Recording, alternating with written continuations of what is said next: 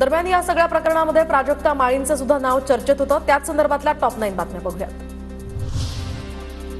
सुरेश धस यांचा निषेध, त्यांनी माफी मागावी, उद्या मुख्यमंत्र्यांना निवेदन देणार। सुरेश धस यांच्यावर बोलताना प्राजक्ता माळी भाऊक, तर राजकारणात कलाकारांना का खेचता असाही सवाल।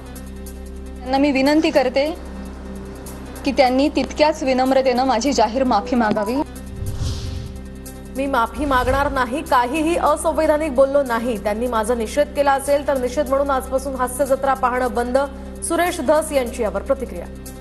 मी माफी काही मागणार नाही आणि हा विषय कृपया इलेक्ट्रॉनिक मीडियाला हात जोडून पाया पडून विनंती, या खून प्रकरणावरून तुम्ही कोणीकडे बी डायव्हर्ट हिरोईनकडे ढकलू नका।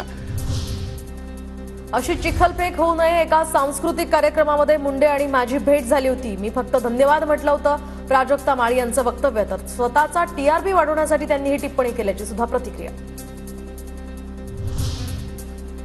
प्राजक्ता माळींनी माझं विधान परत एकदा ऐकावं, कुणाचाही अपमान होईल असं काहीही बोललेलो नाही। प्राजक्ता माळींना प्राजक्ता ताई असं म्हणालोय। सुरेश धस यांचे यावर स्पष्टीकरण। तुमच्या वैयक्तिक राजकारणासाठी फिल्म क्षेत्रातील महिलांच्या नावाचा गैरवापर करणं बंद करा। धसांनी कुत्सितपणे ही टिप्पणी केली, हे वागणं महाराष्ट्रातील राजकारण्यांना शोभत नाही। प्राजक्ता माळीची आक्रमक प्रतिक्रिया। गलिच्छ राजकारणात कला क्षेत्रातील माता भगिनींना ओढू नका। मनसेचे नेते अमय खोपकर भाजप आमदार सुरेश धस यांच्यावर संतापले। हलकी प्रसिद्धी मिळवण्याचे प्रकार त्वरित थांबवलेच पाहिजेत, त्यांची संतप्त प्रतिक्रिया।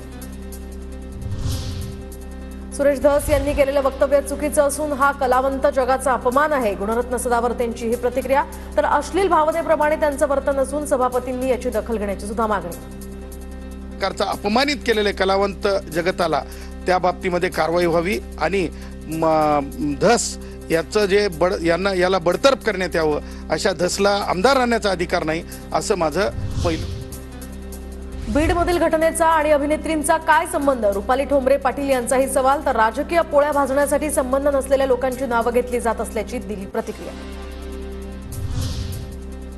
करुणा मुंडेंना मी कायदेशीर नोटीस पाठवली असल्याची प्राजक्ता माळी यांची माहिती, तर त्यानंतर त्यांनी काहीही वक्तव्य केलेलं नसल्याची ही प्रतिक्रिया। मी ऑलरेडी त्यांना देखील नोटीस पाठवली आहे, करुणाताईंना तेव्हाच पाठवली आणि त्यानंतर त्यांनी काही वक्तव्य केलं नाही, त्या शांत बसल्या। त्यामुळे मी पुढे काही त्यांच्यावर कारवाई केली नाही।